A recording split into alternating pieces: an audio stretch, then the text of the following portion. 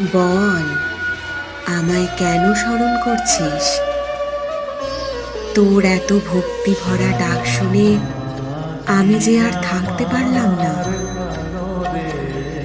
মা, মারে, তারাপীঠের ওই দুষ্ট হিজল কাপালিক তোকে তুষ্ট করার জন্য প্রতি অমাবস্যায় একটি করে বাচ্চার বলি দেয়। বাচ্চাগুলোর প্রাণ নেয় মা। ওর ওর দুষ্ট সাধনাকে আমি ধ্বংস করতে চাই মা। তুই তুই আমার সহায় হ। জয় মা, জয় মা, জয় মা।